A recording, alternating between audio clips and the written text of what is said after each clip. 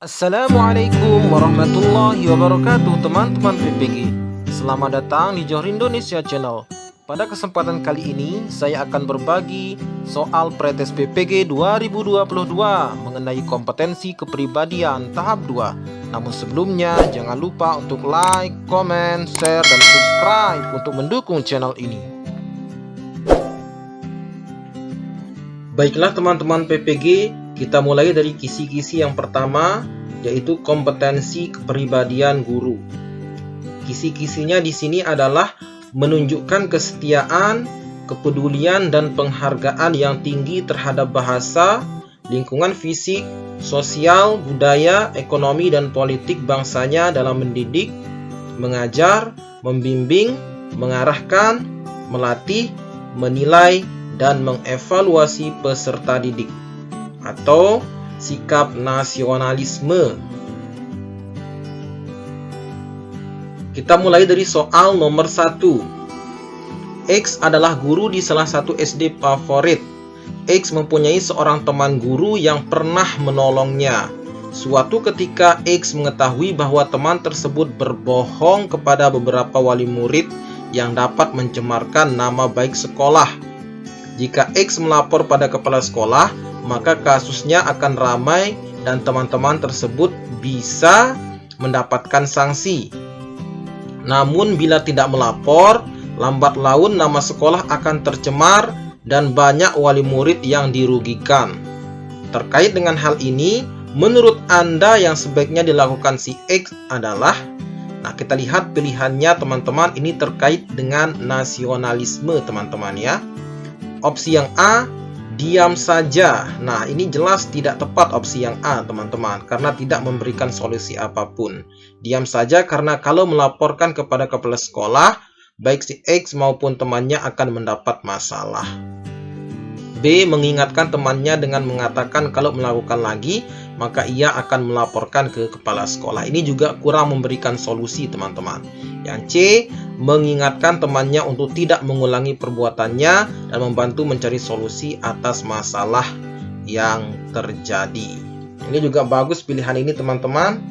Opsi yang D, meminta temannya untuk mengaku kesalahan di depan kepala sekolah. Pilihan yang E, mengajak dan menemani teman melapor pada kepala sekolah dan membantu mencari solusi. Jadi antara opsi yang C dan opsi yang E ini, yang paling tepat adalah opsi yang E, teman-teman. Jadi jawaban yang benar adalah pilihan yang E, mengajak dan menemani teman melapor pada kepala sekolah dan membantu mencarikan solusi. Kita lanjut ke soal nomor 2. Pada acara Tiraktan untuk memperingati Hari Kemerdekaan Republik Indonesia, Anda menjadi narasumber di sebuah forum Tiraktan warga. Jika Anda diberi kebebasan untuk memilih tema yang diuraikan pada acara tersebut, maka Anda memilih tema apa? Nah, tema yang berkaitan dengan nasionalisme, teman-teman, di sini.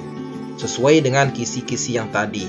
Opsi yang A, menengok sejarah perjuangan pahlawan kemerdekaan, dengan alasan untuk memberikan pencerahan kepada warga agar menghargai para pahlawan kemerdekaan.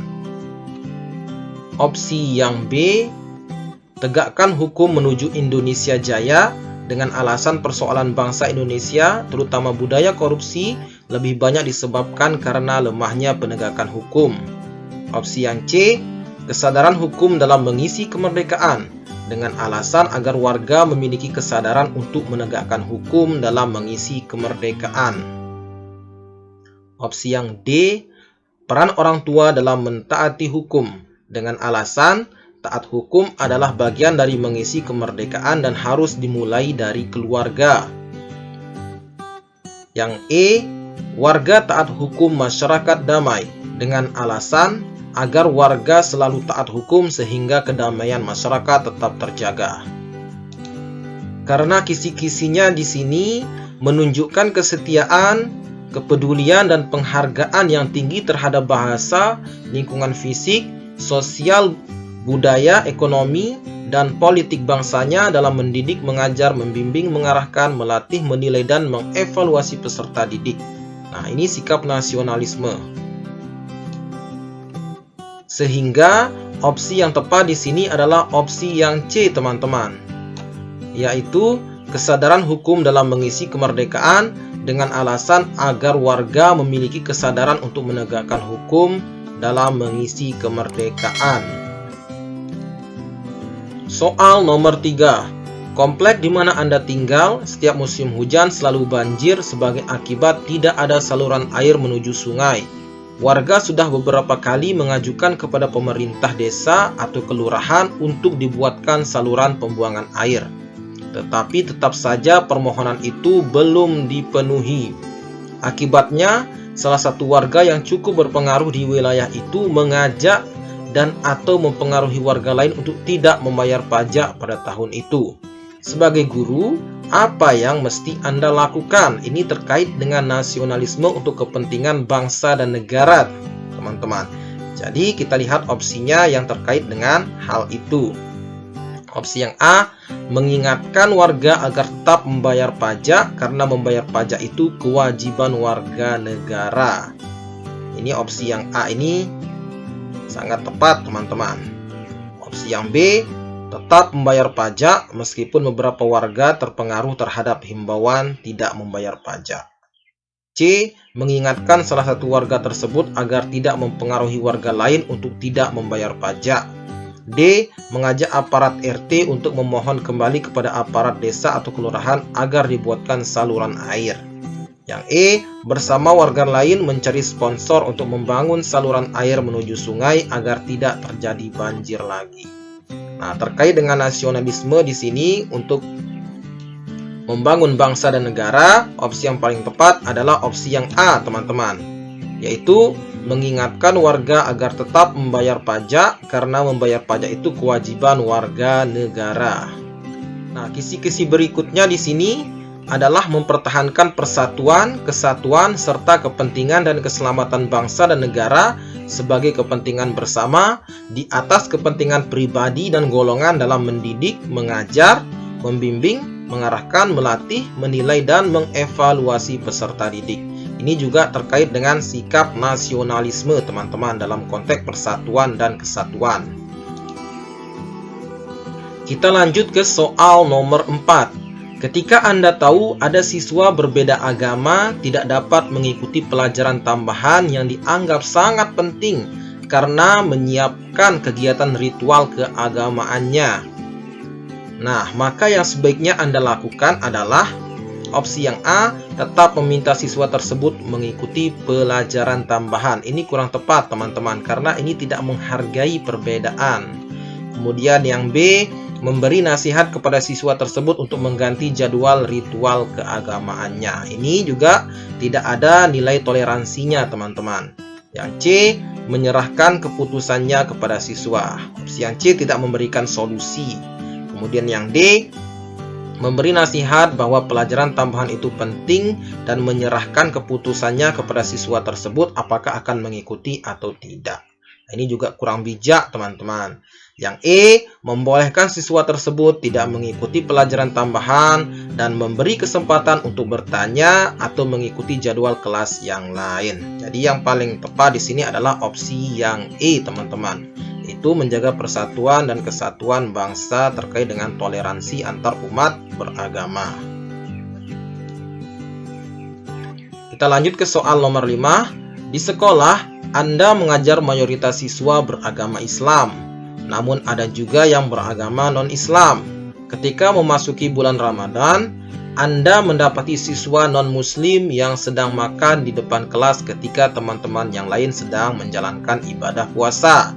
Sebagai seorang guru, apa yang akan Anda lakukan untuk menyikapi hal tersebut? Opsi yang A, menasihati siswa agar tidak makan di depan kelas selama bulan Ramadan demi menghormati yang berpuasa. B, keduanya memiliki haknya masing-masing, boleh berbuat sesuai keinginannya. Yang ini tidak memiliki nilai toleransi, teman-teman. Yang C, menasihatinya siswa yang sedang berpuasa Ramadan bahwa makan dimanapun itu hak mereka. Ini juga tidak menggambarkan nilai toleransi. Yang D, meminta siswa tersebut untuk makan di tempat yang sepi agar tidak kelihatan teman-temannya yang sedang berpuasa. Ini terlihat cukup benar teman-teman, tapi ini kurang tepat. Opsi yang E, tidak peduli dengan tindakan yang dilakukan siswa tersebut. Jadi yang paling tepat di sini yang mencerminkan nilai persatuan dan kesatuan bangsa terkait dengan toleransi beragama adalah opsi yang A teman-teman, yaitu menasehati agar siswa tidak makan di depan kelas selama bulan Ramadan demi menghormati yang berpuasa. Kita lanjut ke soal nomor 6. Dalam diskusi kelompok, saya biasanya dikenal sebagai individu yang bagaimana? Opsi yang A, sulit menerima pendapat orang lain yang kurang logis. Nah, ini kurang tepat. Opsi yang B, mengikuti semua pendapat orang lain agar tidak terjadi konflik. Ini juga tidak baik, teman-teman. Yang C, membutuhkan waktu yang lama untuk meyakinkan saya sebelum menerima pendapat orang lain. Yang D, dapat menerima pendapat orang lain asalkan tidak terlalu bertentangan dengan pendapat saya. Yang E, mampu memahami perbedaan dalam berpendapat. Jadi, yang paling sesuai di sini adalah opsi yang E, teman-teman, yaitu mampu memahami perbedaan dalam berpendapat. Karena kita tidak boleh memaksakan pendapat kita kepada orang lain. Dan kita juga harus mampu menerima perbedaan pendapat yang dikemukakan oleh orang lain, teman-teman. Sehingga yang sesuai di sini adalah opsi yang E. Kita lanjut ke soal nomor 7. Seringkali dalam bekerja tim, kelompok memilih pandangan yang bertentangan dengan pendapat Anda. Pernyataan yang paling menggambarkan reaksi Anda adalah opsi yang A, keluar dari kelompok karena saya tidak bisa menerima keputusan yang bertentangan dengan keyakinan.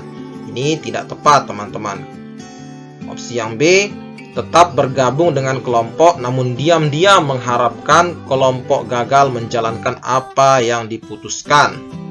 C, tetap bergabung dengan kelompok namun mengikuti semua kegiatan dengan sepenuh hati.